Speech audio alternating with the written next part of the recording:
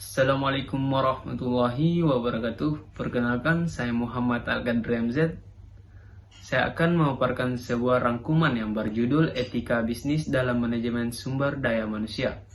Jadi dalam rangkuman ini kita bisa tahu apa itu etika bisnis dalam manajemen sumber daya manusia.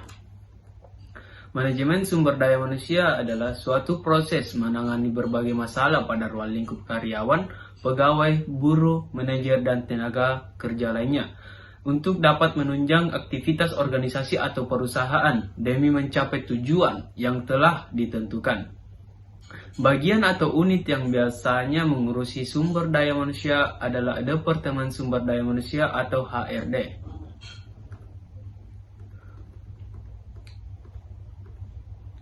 Ada pula fungsi operasional sumber daya manusia, yaitu fungsi pengadaan, yaitu proses penarikan seleksi, penempatan orientasi, dan induksi untuk mendapatkan karyawan yang sesuai kebutuhan perusahaan. Ada lagi fungsi pengembangan, yaitu proses peningkatan keterampilan teknis, teoritis, konseptual, dan moral karyawan melalui pendidikan dan pelatihan.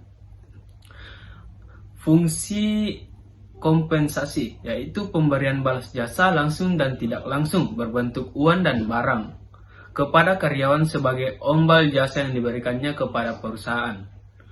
Fungsi pengintegrasian, yaitu kegiatan untuk mempersatukan kepentingan perusahaan dan kebutuhan karyawan sehingga tercipta kerjasama yang serasi dan saling menguntungkan.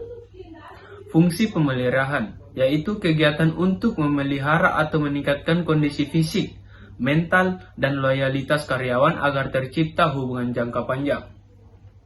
Dan ada 5 unsur dalam strategi manajemen sumber daya manusia, yaitu filsafat manajemen sumber daya manusia berisikan rumusan dalam bentuk pernyataan umum dan luas serta bersifat normatif tentang cara mendayungkan sumber daya manusia agar bekerja sesuai dengan peranannya dalam mewujudkan bisnis yang sukses secara keseluruhan. Ada lagi kebijaksanaan manajemen sumber daya manusia berbentuk pemberian pedoman dalam melakukan kegiatan yang berhubungan dengan sumber daya manusia, dikaitkan juga dengan isu-isu bisnis dan isu-isu sumber daya manusia yang sedang berkembang. Ada juga program-program manajemen sumber daya manusia, merupakan usaha menyesuaikan secara kontinu atau terus-menerus strategi manajemen sumber daya manusia dengan strategi bisnis di lingkungan suatu perusahaan atau industri karena selalu mungkin berubah dan berkembang.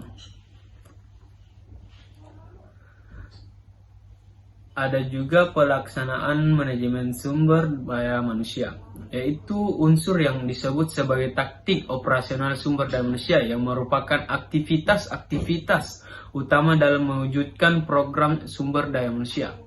Untuk meningkatkan secara prima kemampuan tenaga kerja dalam usaha mencapai sasaran bisnis perusahaan secara baik dalam kaitannya dengan kemampuan tenaga kerja dalam upaya mencapai sasaran bisnis perusahaan yang telah ditetapkan. Ada lagi proses sumber daya manusia, berisi rumusan atau formulasi tentang kegiatan sumber daya manusia yang dihubungkan dengan waktu sehingga menjadi kegiatan yang sistematik. Untuk itu, setiap kegiatan sumber daya manusia yang perlu dilakukan secara berkala ditetapkan secara definitif waktu pelaksanaannya.